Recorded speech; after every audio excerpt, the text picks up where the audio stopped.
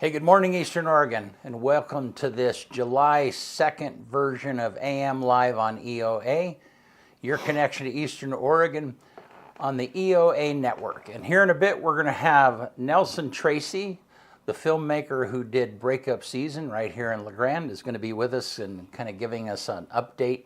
He's making a tour and is showing the film at different film festivals. It's doing really well, and he's going to kind of give us an update on what's going on there. How are you, man? I'm good. I'm good. Second Monday. We're getting by, though. It's already July. Oh, my God. Yeah. It's my birthday month. Yeah. Well, and happy 4th of July, because we won't. We're not going to have a show on the 4th. We will, however, be live streaming the fireworks for the fourth straight year. Yeah. Yeah, that's going to be a cool event. Hopefully, people have seen the little promo thing that you put together. Yeah, I'm seeing it in my stream all the time. So that's the voice will be familiar to Buffalo Peak fans because the ad that runs at the movie theater is my voice too. Yeah. Yeah. Yeah. Hopefully this year there's no rattlesnakes. That rattlesnake was large. Was it? It spanned across the whole cart path. Yeah. Well, he was just sunning himself out there. He was, yeah. And JD's like, run it over. I'm like, no. What if it jumps up in here with us? No. So did it just eventually pass when it saw you? I mean, I went around it. Did you? Yeah. Oh, that's funny. Yeah. I mean, I get that. I understand that. I mean, there's a lot of food sources that time of year, too, because I think I might have seen about probably 10 little baby birds just hopping around that, I don't even think they could fly yet. So, I mean, the eggs from that and the actual birds themselves are snacks, you know what I mean? Yeah. And then everybody talks about, oh, man, don't go, rattlesnakes, don't hit your ball in the tulies. If I hit my ball in the tulies, it stays. It's there? It becomes a McCraw kid because Joel's kids go and pick up balls out there. Oh, do they? And so it becomes I'm going to start writing little messages on them. You know what I mean? Like, hey, if found, return to owner. Yeah. Golf balls are expensive, man. Jeez. How much are golf? I have no idea. I've not. I would imagine they're like, if I had to, it's $3 each. Wow. $2, yeah, somewhere right around there. Yeah, I've never. They're not cheap. I've never bought. I mean, a sleeve is like $12, I think. I don't quote me on that. Yeah. I haven't bought golf balls in quite some time because Yeah. McCraw's kids gave me a big bag of balls that they picked up out there. That they salvage out there. Yeah. So I haven't. And then I also won a drawing at a golf tournament, and I got I want to say there was 200 balls in a bucket. Oh, wow. New balls. Yeah. So I haven't had to buy golf balls in quite some time. Yeah. We used to, when I was a kid, we lived next to a golf course. And so then we get the golf balls, but we would cut them in two. I mean, because that was, I don't know why kids did. So you take the jacket off, and in those days, I don't know how they're built now, but in those days, it was just like a rubber band, like a long thing of rubber band that was wrapped. I know that's how baseballs are, but I didn't know that's how golf balls are. I thought golf balls were one piece. I would imagine the technology has changed quite a bit, but since the 40s. No, it used to be. I need something over here that I can throw at you every time you make some age joke. Yeah. No, it was like in that day they had a solid little rubber core. Right, like a baseball. I mean, and then there was probably, I don't know, an inch of rubber band that was just wrapped around it. That's how a baseball is too. Yeah, I've never opened a golf ball. I don't know. Yeah. Anyhow. No. All right. You want to do sports? Let's do it. All right.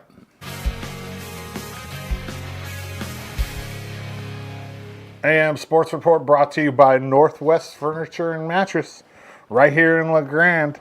Find your perfect couch at Northwest Furniture and Mattress. Discover high-quality sofas.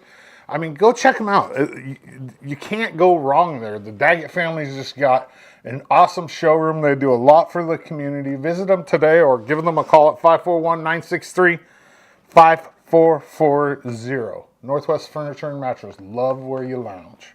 That's a new one. Love where you lounge. I saw it on there. Is that it? Yeah. Well, I just saw a hashtag on their Facebook page, so I always just kind of, pay attention to what they're putting out and give them a Yeah. little bit of love. Let's see. Union County Little League brought home a pair of district titles over the weekend for softball. Both the 10U and 12U teams from Union County will be representing District 3 in the upcoming state tournament. Congratulations, girls. And then Oregon Lightning 18U softball team from LeGrand went 6-0 this weekend to win the Celebrate America tournament in Portland. Congratulations, ladies. That photo was courtesy of Autumn Strand. The Oregon East-West Shrine Game 2024 is 3 weeks away from Saturday. If you want to advertise during the game, email us, office@eoalive.tv, or you can message us right here on Facebook. Most people know how to get a hold of us one way or the other. If you don't, office@eoalive.tv. What's a football game without cheerleaders, though? Megan Day with the OCCA coordinates the cheerleaders for the Shrine Game, and she does a great job with it. Here's a quick look at last year's practice.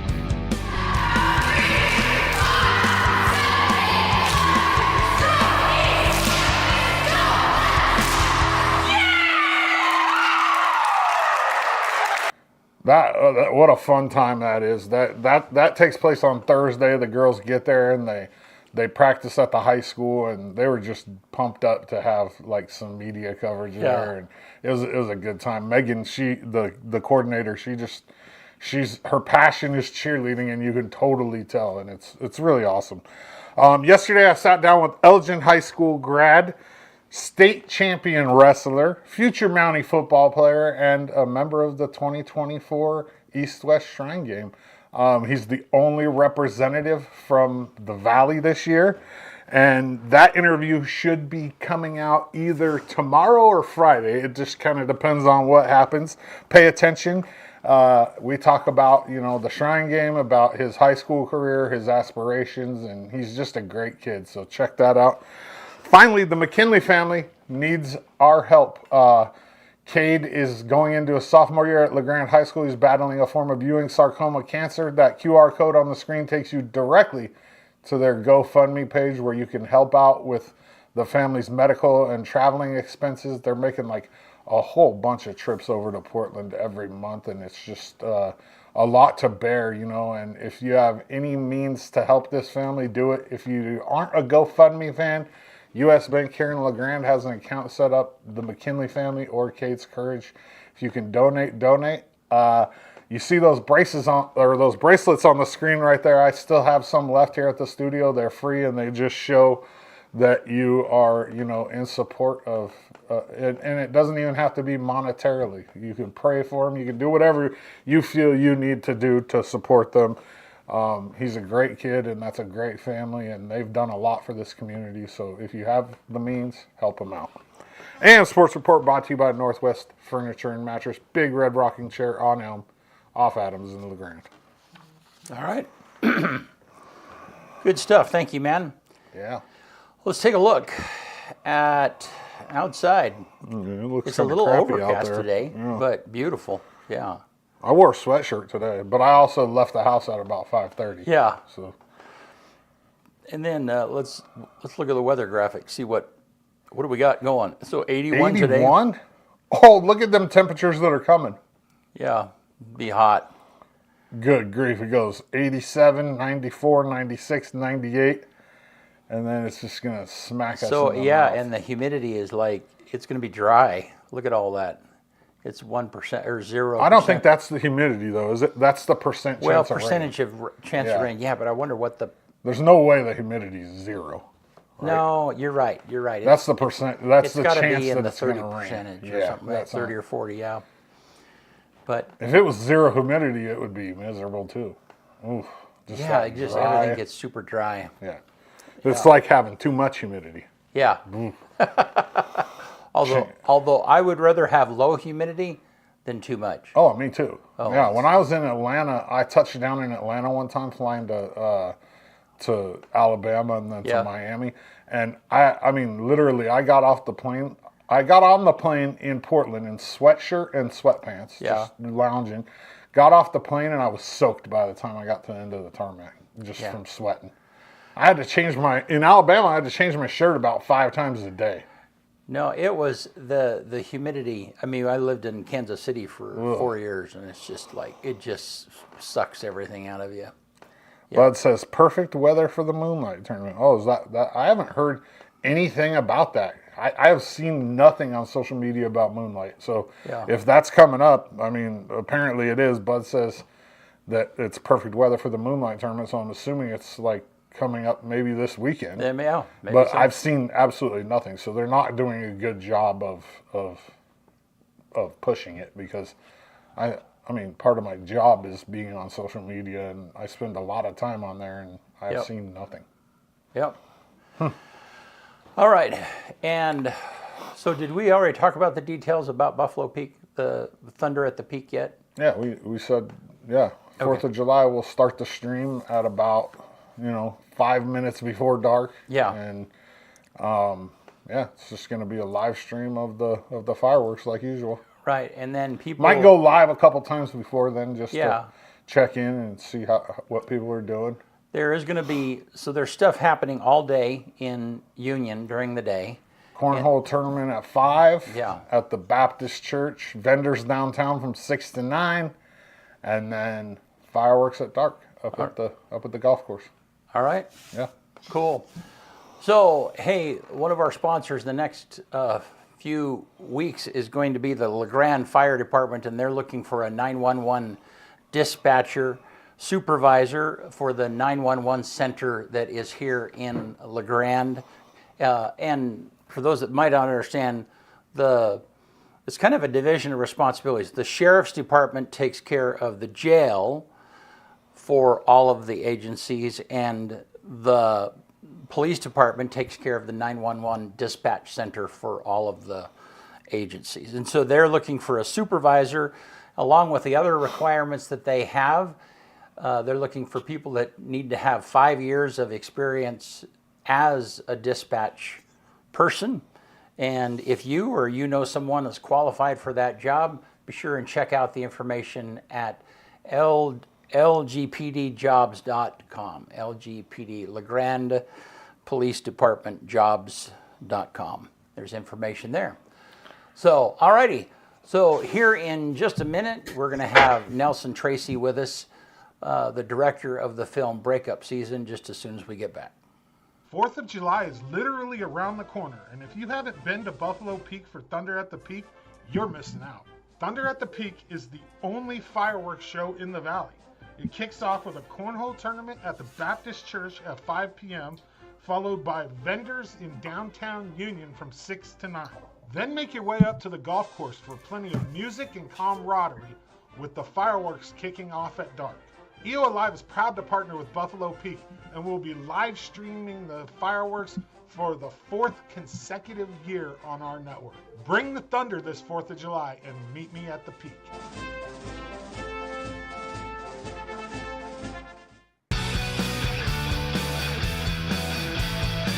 Hello there, my name is William McLaughlin, and I am the play-by-play announcer for this year's EOA Live sports broadcast of the Oregon East-West Shrine All-Star Football Game.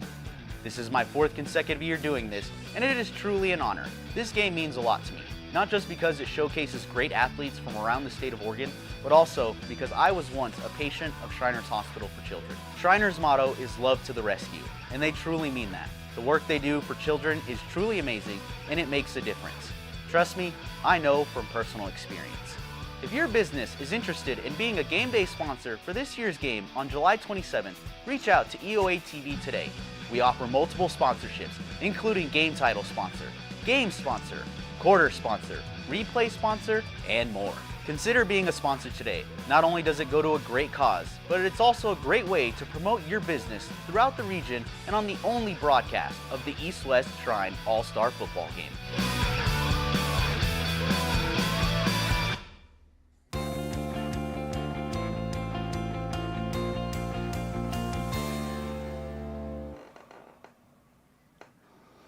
All right, we're back with Nelson Tracey in LA this morning. Hey, how are you, man? Hey, thanks for having me on. Great to see you guys. Yeah. Been a little bit. Yeah, good to see you. Yeah, you too. How you been?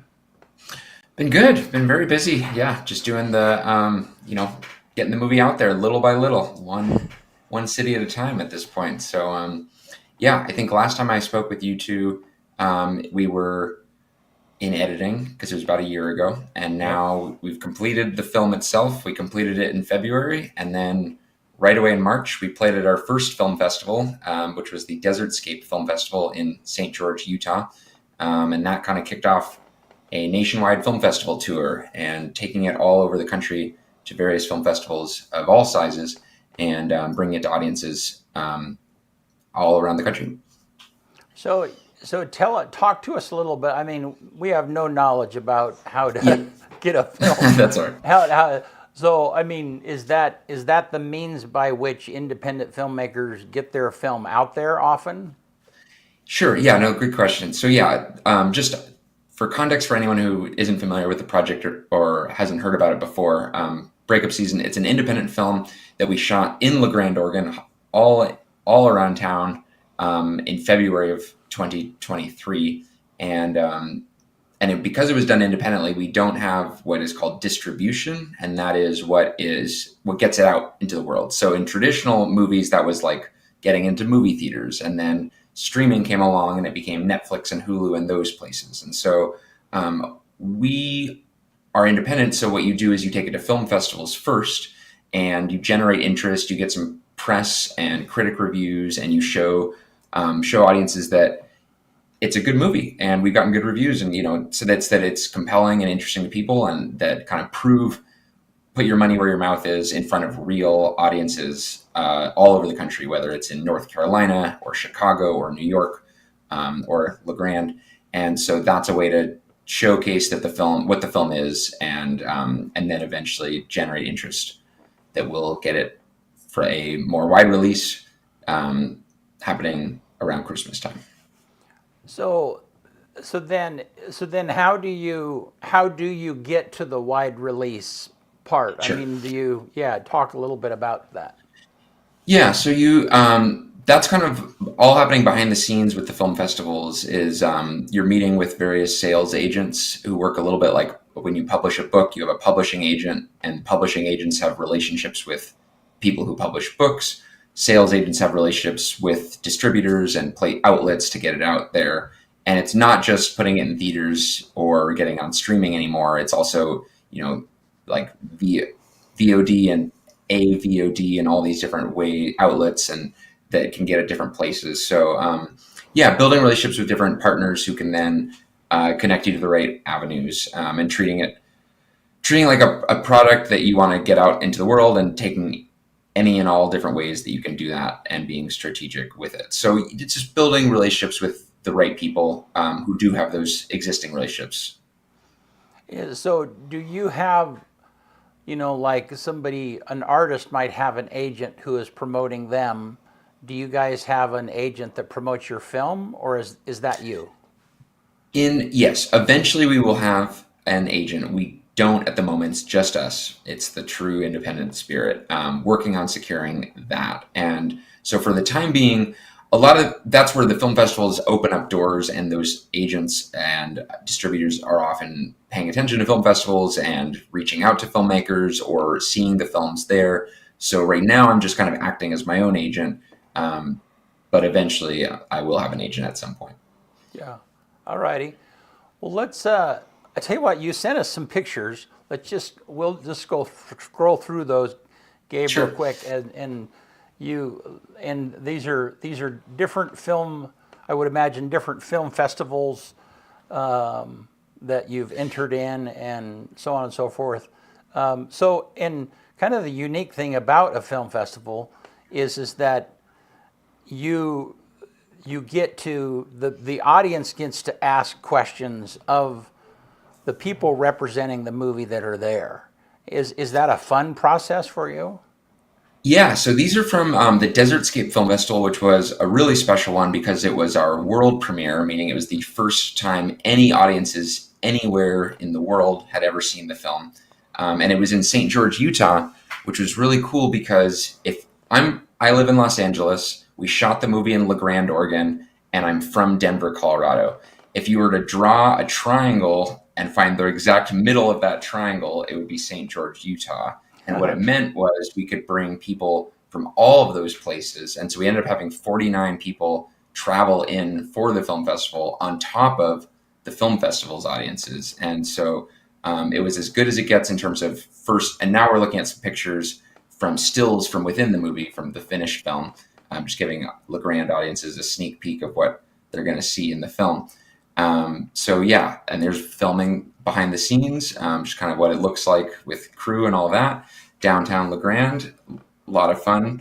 But yeah, to answer back to the film festival thing, it's a way to really show that the film, look, I love movies and I love the art of movies, and the way that we love to experience them is in a movie theater. And so that gives the opportunity to experience it the way it's supposed to be experienced, with the bonus of having the cast and crew on hand, and able to, at the end of the film, for our premiere, we had all 6 of our lead actors, all pictured right here. All of them were able to make it, which was no small feat. We weren't sure we were going to get Chandler until the last, couple days beforehand, but we brought out a great turnout, cast, crew, producers, the works, and had a great time. That's awesome. So do you ever, when you're in that situation, do you ever get questions that stump you a little bit? Let's come back. We can leave that slideshow. Yeah. Do you ever get questions that stump you a little bit from the audience? I mean, I think that's part of the fun. I'm not someone who has my canned prepared answers before questions. I enjoy that process of thinking on my feet and being like, well, how do I answer that best? I did have a situation where, I was answering a question and I didn't know the answer. And then midway, I realized what the answer was. The question was, when I was writing the screenplay, which character changed the most? And I had never thought about that before. But obviously I wrote 6 drafts of the screenplay, so the characters did change along the way. And I didn't realize my clear, concise answer until, halfway through the answer. And I was like, this is the character. And sometimes it does need a moment to think on my feet. Obviously, there's some questions that I'm prepared to answer, things like how many days did you shoot, or how long did it take, or how did you get your cast? Those kind of questions I have prepared. But I do love, I was in New York City 2 weeks ago now, and the New York audience, man, their questions were really good. They were asking me stuff about the camera choices and, the themes behind things and all these just really editing choices, all these things that I was really happy to get in the weeds and answer. Yeah, and you and I we've started to have questions about editing before, because that is like the bones, the guts of the project or the process. Yeah. And I can only imagine. Yeah, I mean that could lead to a lot of conversation, I would imagine. Definitely. And I think that's what's really cool too is that, the Q&A is quick. It goes really fast. It's 15 minutes at most. But what ends up happening inevitably is there's usually an after party or even just hanging out in the lobby. And that's where I can really get in the weeds and get detailed with people and be tailored to what they want to talk about. And look, just so the audience knows, I first came to La Grande because of the Eastern Oregon Film Festival. So film festivals have been a big part of my interests for a long time, and they've taken me to really cool places and introduced me to really cool people. And it's not just I sit and watch a movie and leave. It's I engage with the filmmakers there, and I meet other filmmakers, and I meet film lovers, people who just bought a pass and love movies. And so the show is not just the movie, but the whole experience of being around lovers of movies. Yeah. So you sent us a little video, and let's take a look at it, but preface it. I'll set it up Yeah, first. yeah. Give us a little thing. Yeah. So I'm from Denver, and originally we were going to wait. There is a film festival in Denver, but it's not until November. And the theater I grew up seeing movies at is called the Esquire Theater. It was 6 blocks from my childhood home. And wow. Denver's a big city. It's, a city of, I think, over 1 million people. So it was very special to me to live very close to an independent movie theater. I've seen dozens of movies here and have years of, it's the movie theater where I saw my first documentary, my first foreign film, but also great indie classics.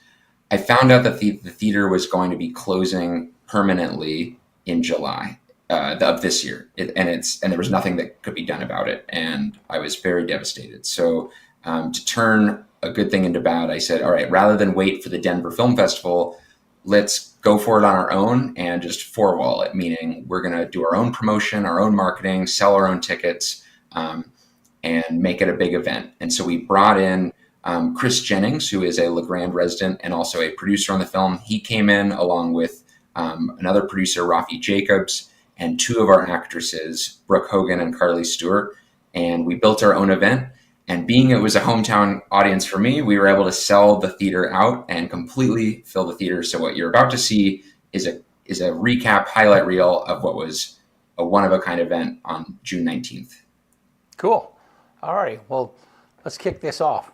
New at 9:30, a local filmmaker is making his big debut as the director here in Denver. This was for the film Breakup Season, the directorial debut for H. Nelson Tracey, who is from Denver. Growing up here in Denver, he loved going to the movies with his family over at the Esquire Theater. And this feature-length film is going to be premiering at the Esquire. Today, fans of the theater showed up in full force, selling out the premiere, hoping to support the Esquire before they close their doors for good. The premiere is sold out, but Nelson says they expect to have a few extra tickets available for folks who come out to the theater day of.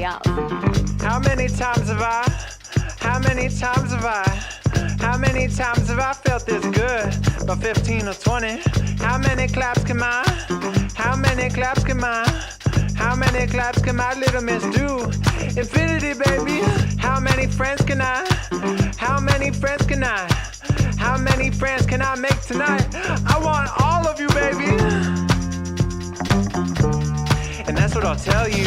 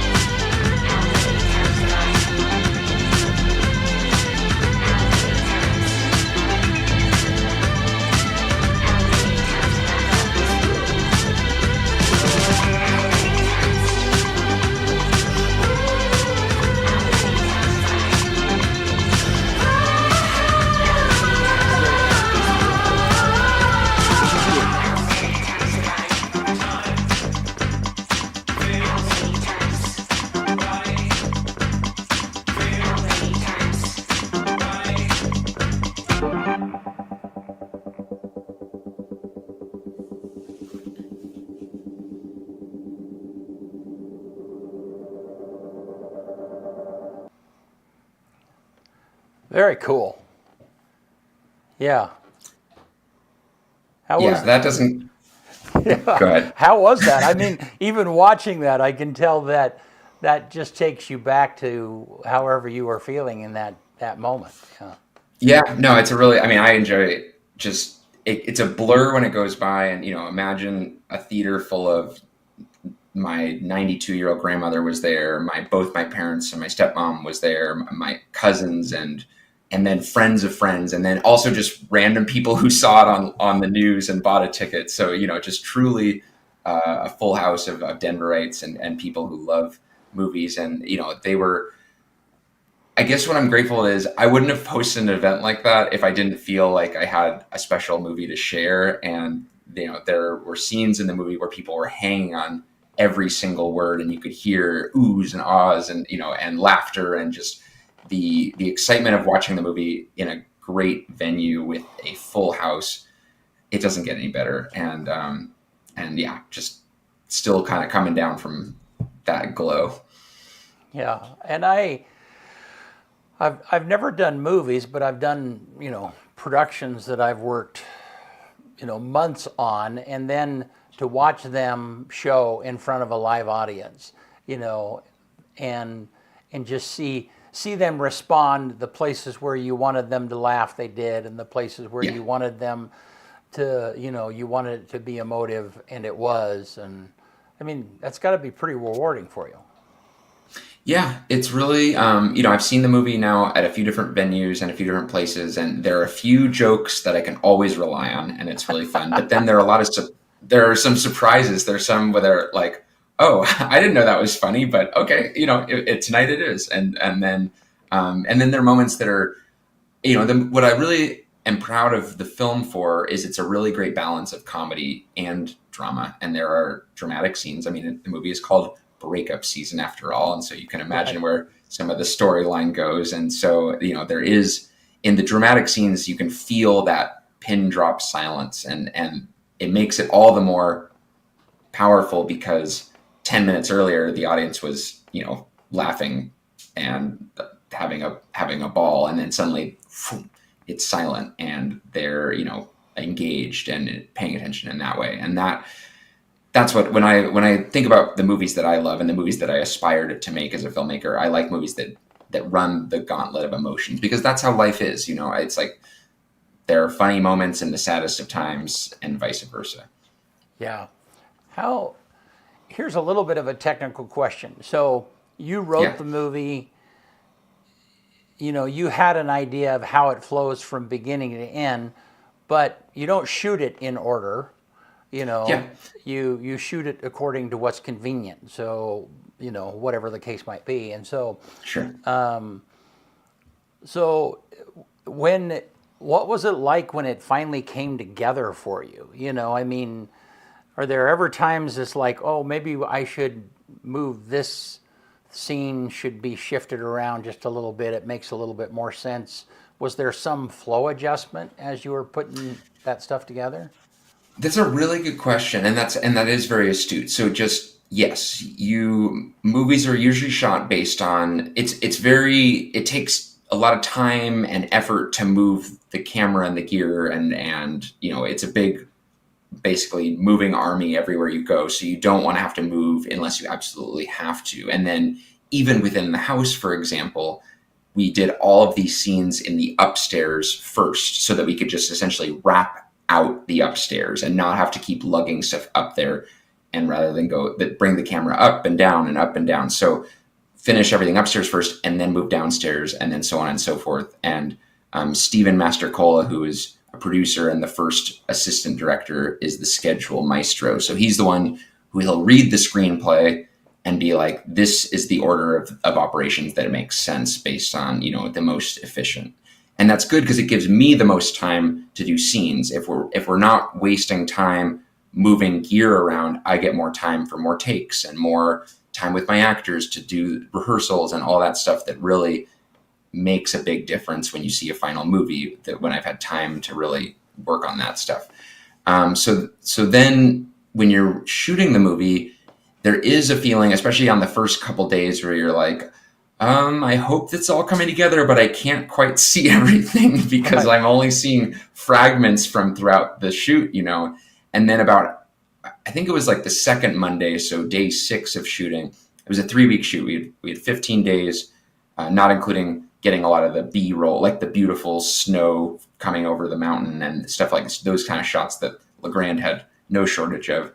But 3 weeks of shooting with the actors and, scenes in the movie. I feel like it was about day 6 second Monday where I was like, oh, this could actually be a pretty good movie. And like all that hard work of prep started to really coalesce, and the actors were really delivering. And so, you deliberately don't shoot your biggest, most dramatic scene on day one unless you absolutely have to for some dumb reason. But yeah, you kind of ramp up, and the biggest and the most dramatic scenes came in the later part of the shoot so that we could really, earn them and be a well-oiled machine at that point. And then kind of the next stage of it, of course, is the editing.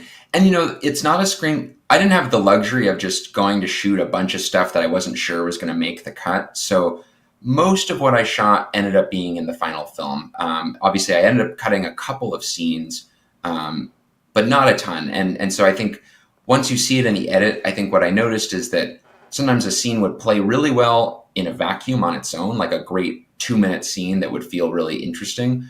But there would be times where when you see it 35 minutes into the movie, you're like, at this point, the audience wants to keep it going.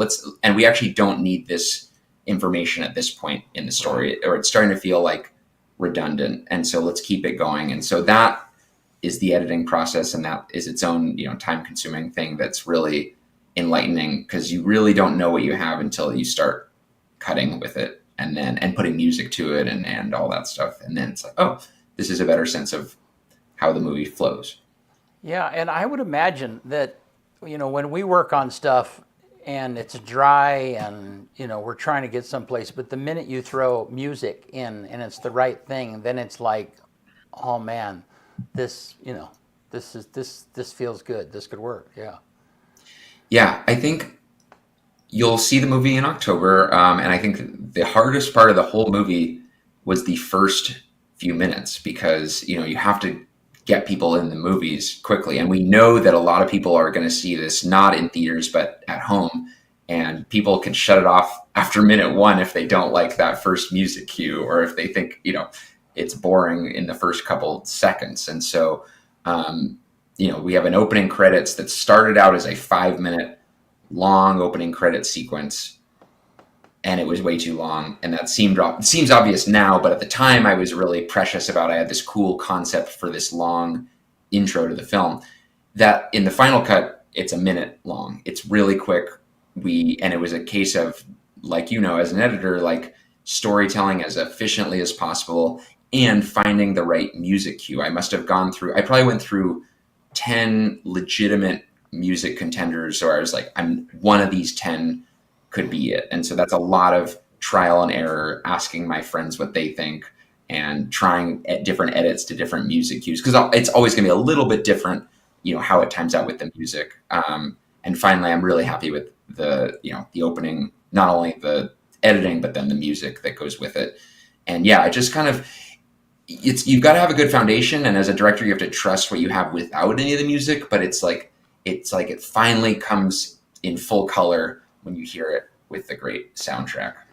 Yeah. Interesting. So, going back to shooting things out of sequence, one of the things that would be really tough, and your actors, so, when you're doing a stage play, for instance, you're doing it in sequence, clearly, Yeah. and, if you have a key actor and they're angry or frustrated in one scene, they're going to continue that anger and frustration into the next scene. It's easy for them to do that. Well, if you're shooting things out of sequence, then the emotion of the actor, it's all segmented, and so you could be shooting you're shooting all downstairs stuff at the kitchen table, and I've not seen the movie or the set, and so but let's say you could shoot a scene where scenes back to back, and one time there's a fight or there's tension, and the next scene there's happiness and and the actors, they depend upon the director in order to help them be consistent, so that when you go to match that up, you're putting those scenes. Was that a challenge for you at times, communicating that to them? Yeah, I can weigh in on that a lot. I think first of all, that's what's so important about those early preparation stages, where it's like we're going to lay out all this up front and discuss all this ahead of time, so that I'm angry in scene 7, but I'm happy in scene 9. Like, we know the arc that's going to get us between those two. And that's all discussed ahead of time, because otherwise, yes, it's going to get really confusing. And just to kind of give a little insight into the filmmaking process, one of the more unique positions that's essential on a film is called the script supervisor. And he or she is responsible for, they have the screenplay laid out in front of them the entire time, and they're tracking all of the changes and happenings so that we can shoot out a sequence, but they're going to keep an eye on things like costumes. For example, you would not want to watch a movie where I'm wearing one costume and then I walk down the stairs and suddenly I'm wearing a whole different costume, and it's supposed to be taking place within the same continuity. And that's a really important job in order to make it feel like a real movie and a real, story, that we fall into a belief that it's all happening in real time, because they're tracking all those little details, and they will weigh in on stuff like, oh yeah, in the last scene, this is where we left off, or things like we last saw the car parked right here, so we need the car to stay parked right there, because 2 scenes later, it's going to be, right where we left it, and the audience hasn't seen the car been moved, and there hasn't been a chance for it to be moved, and things like that with props. And then really micro stuff like you're filming a dinner table scene, and it's like, well, be sure to put the glass back to where you had it, because that's where it's going to be the entire scene. Otherwise, some people notice it, other people don't, but sometimes you'll see in a movie like a really glaring continuity error where, suddenly in 1 second, a glass magically moves to the other side without anybody touching it. And so, that's kind of the movie making process, where you are contending with that, because it's not a play where things happen in real time. And if I shatter a glass because I'm mad, and then in the next cut it's back together, you're going to have a real problem. Whereas if I'm on a stage play and I shatter the glass, that's the choice I've made that evening, and I'm okay for the evening. Like, it's not going to, obviously the next night we might not do that the next time we do the play, but for the movie, it's like all that stuff needs to be really laid out ahead of time and committed to. And that's where both the screenplay, but then acting choices. With all my cast, we talked a lot about those choices ahead of time. And once we, on the day of shooting, once we made our core choices, things like props and costumes and certain blocking, we were going to stick to that. Within that, we're going to change the emotion and do different stuff, but we're going to stick to the core things that make sure that, it doesn't get messy. Yeah. And one of my favorite things to do when I watch a movie is to look for discrepancies. Like, I search for plot discrepancies, for shot discrepancies, just because I think it's fun. Yeah, you can't help but not to, and there are some in the movie. I will not be revealing where they are, and you don't. I'll find them. But you'll find them. I challenge accepted, because there's nothing there's nothing glaring. I think truly, like, we did a lot of work to make sure there's not, but inevitably there are moments of it. But the goal, we worked really hard to make sure that there's nothing that takes you completely out of it.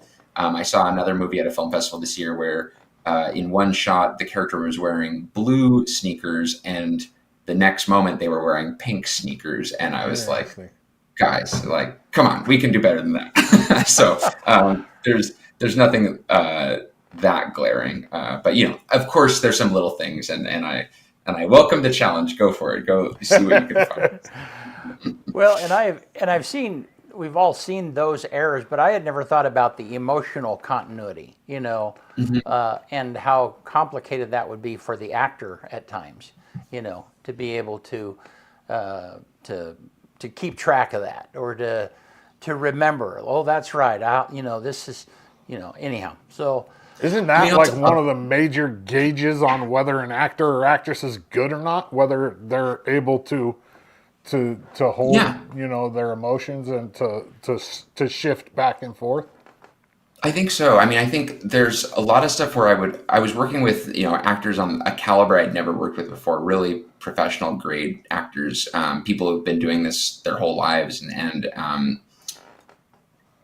they really have to be mindful of that stuff and make choices that are really precise so that they can change their emotions within it. But I think there are a lot of telltale signs of a professional that you notice when you're editing, and how good they are being consistent with their blocking and choices like that, so that I don't have to worry about continuity problems. I think there's one of my favorite moments that I discovered in the edit was that Chandler Riggs, who plays our lead actor, and he's been acting in TV since he was 10 years old. And so he is a bona fide pro. He was on 110 episodes of The Walking Dead. And so he's been doing this a long time and had a lot of training in two completely different camera setups, which happen, an hour apart sometimes. But he did the exact same motion with the line of dialogue so that I could edit between them and you wouldn't know the difference. And it was like, and that was just, he made his choices as an actor blocking wise and committed to them on every single take, so that from an editor's perspective, it was a dream, because I could just choose exactly the point that made sense to cut, instead of having to worry about continuity and like his hand's over here and now it's over there, and now I can't edit with that. He was doing he just this really subtle, like, kind of brushes his chin, and you'll see it in the movie now that I've pointed it out. But I was just, and it's subtle. Like if I hadn't said anything, it would just flow seamlessly. You wouldn't notice. But it was just like, holy moly, this guy is a true pro. On top of that, doing all of the emotional, okay, I need to be this type of motivation and drive in this scene. I need to have this emotion in that scene. I mean, yeah, these guys are the real deal.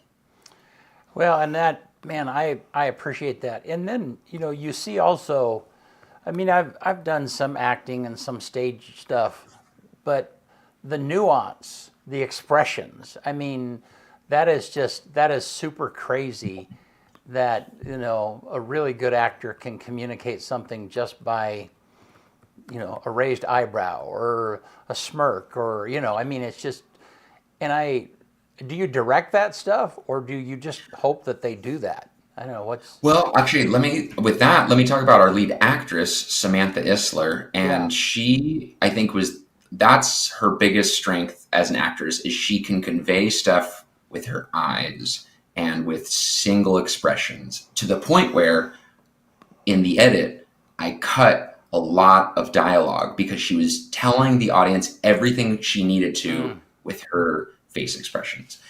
That you can only direct so much. A lot of it is the actors bringing themselves. And so, I can't take credit for the fact that she can, like, have a slight side eye glance and we know how she's feeling. And you don't have to have a degree in anything to know what she's doing. That's what actors do, is they make it so that anyone can watch and we know exactly the discomfort that she has, or the sadness that she has, or whatever the point of the emotion is. And so I learned as a writer, with a good actor, you can cut your dialogue down, because I'd have lines of dialogue that were supposed to convey the emotion she's had, but she was doing it with her face and doing it with a slight expression, which was way more exciting and interesting than any of the, boring lines of dialogue that I wrote. Right. So, right. Yeah. No. But that's where, I think my approach with directing is less to tell them, okay, now twitch your eyebrows here, or now, look over there, or whatever. I'm more just going to tell them the emotions that I want to convey, and usually I tell a lot of stories, or I talk about where the writing ideas came from. They then get to decide how to express that. Yeah.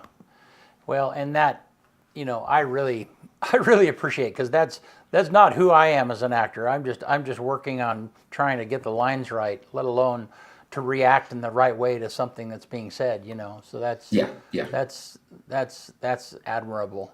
Well, so now tell us before we wrap up, tell us what's happening next. Tell us when you're coming to La Grande. Yeah.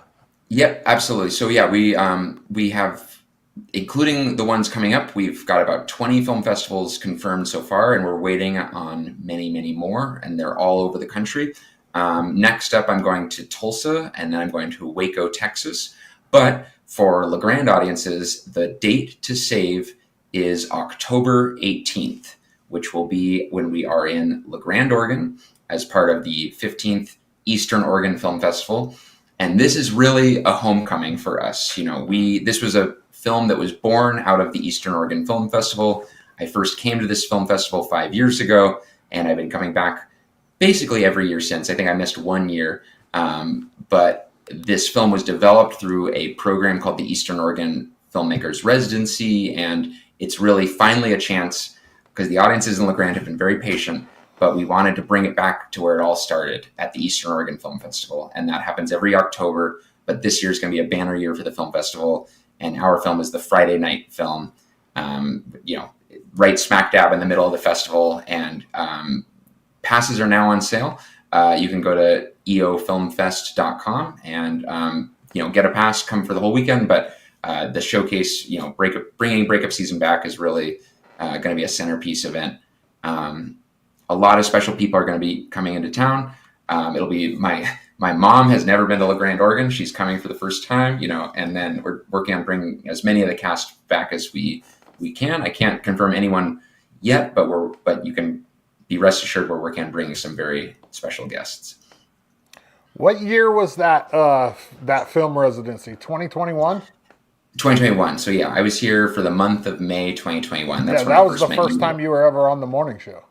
Yes, it was. Yeah, that's when I met you guys and first talked about it. And yeah, I mean, it's like pretty quick for an indie movie. We just kind of I'm very much deadline driven type person, and I had the deadline of, if I wanted to make this particular movie, I had to shoot it in the winter. And so once it was 2022 and February 2023 was our very narrow window, and we had to hit it. And, it wasn't like I think a lot of times indie movies kind of hope and wait for an actor to get attached and then get going. We had the opposite. We were like, we're shooting February 2023, regardless of who's in this movie. And Gotcha. I think the actors actually responded better to that. They were like, oh, I could do that. And, we booked a lot of our cast very last minute, because if you're an actor and you don't have anything lined up in February, you may as well go to an indie for 3 weeks, have a good time, and then go on to do whatever else you're doing. And that's what happened with a lot of our key cast, is they were, they just happened to be free. And we got, if we'd been 1 week different, we wouldn't have had Chandler in our movie. He was busy every other time. So it's just like, I truly have to believe the film society that hangs over us in the clouds was like, this movie should happen, So, because we had so many things like that. I mean, things like the weather, like we could have never had predicted what the weather was going to be like. And we got so lucky with weather from top to bottom and got all the stuff we needed there. So yes, I know everyone's been really patient in La Grande, and I cannot wait for everyone to see it. But mark your calendars for October 18th. It'll be here before we know it. It's awesome. So before we get you out of here, let's go back to that film festival question, because you never answered it. What character changed the most? Oh, sure. Well, that's where. So the movie's about these two relationships. It's a man and a woman. Ben and Cassie are the characters' names, and Cassie is the girlfriend visiting his Ben's family for the first time. And Cassie, I think, changed the most of anyone, because she has a really tough situation where she sort of sparks the breakup that is the title of the movie. And that's really tough to do, because I didn't want to make her look mean or look unsympathetic. I needed to make that feel believable and make the audience be like, I know exactly why she did that, and without going over the top. So I think she was the character that I had to massage the most. In my first draft, she was just straight up mean and, unredeemable. And I knew that I needed to make her the character that we rooted for, because if that didn't work, then the whole rest of the movie is built on that decision. She has the decision that really sparks the conflict in the movie. Nice. Cool. Very So, cool. and the October 18th, going back to the film festival, that showing is going to be at the McKinsey Theater. So, right? Hopefully it'll be packed Yep. out. That's what we intend for it to be full. There are a lot of people chomping at the bit, and we're not only visiting filmmakers, but of course, local La Grandians. I mean, it's really, La Grande is a special place to me. I've spent a lot of time here now, and so I've built my own friendships and community out here. And coming on shows like this is just a way to remind people it's a rare case to see a big screen production of your town, and you will see a lot of sites that you recommend. I have a feeling it's going to be a very rowdy screening, because there's going to be a lot of excitement to see some of the locations where we filmed, and how we use them, because it's probably not what you're expecting. But yes, we covered all over Main Street, and then there are some actors. Obviously, we had our 6 lead actors who are not from LeGrand, but they go into town and they run into people, and there are a few people with lines of dialogue, and we had some background actors. And so you'll see some familiar faces that may or may not be in the movie that you'll be like, oh my gosh. And so I think that element is going to be really priceless. And so, obviously you can watch the movie when it's finally out around Christmas, but that LeGrand premiere, I cannot encourage enough to attend. Regarding the premiere, real fast, which I'm assuming it's probably going to sell out. Is there anything in the works to maybe show it again that weekend or that week? Yeah, I think what we'll do, obviously we got to sell out first and then decide what we want to do. But I think, yes, I would say encourage people to go for it, because I think we don't want to put the cart before the horse, Right. I think first sell out this one. But yeah, right now passes are on sale for the whole film festival, and those take the priority. And so, that's available if you're dead set on going. I would grab a pass and just stay for the whole weekend. I have gotten a sneak peek at the lineup from Chris Jennings, festival director. It's a killer lineup. It's just a banner year for movies, and a lot of overlap. There are some movies featuring some of the other, or movies with the actors from our film in other movies too. And it's really a cool showcase of great actors and great talent. And Oregon filmmakers and other filmmakers who are peers and colleagues of mine. So passes are on sale now, and that's the way to definitely reserve a seat for the ones who are definitely going to be there. And then eventually tickets will go on sale, and we will, but we'll see how it goes. And if it's an instant sellout, we'll come to that when we get to it. But yeah, it won't be the last time people can see it. I can promise you that. But I would say right now, definitely that's where we're prioritizing attention. Cool. I'm sure. Are you hoping that eventually this will be on some streaming platform somewhere? Yes, that's the plan. And so I don't know if it will be there by Christmas. It will be available to watch at home by Christmas Day. That I can mark my words. It might not be on not be on HBO, but it will be on some form of platform. We have at least one conversation, that's happening that is legitimate, that's going to be there. And so I can guarantee it'll be out by Christmas Day. And then eventually what happens a lot of times with indies is maybe they'll play one place first, and then they'll maybe go onto a streamer for 3 months down the line, or maybe around Valentine's Day, because the movie's about breakups. So maybe, it's like, okay, you're feeling alone this Valentine's Day, here's a movie for you, something like that. So, so yes, I can assure you, it'll be readily available, coming later. Excellent.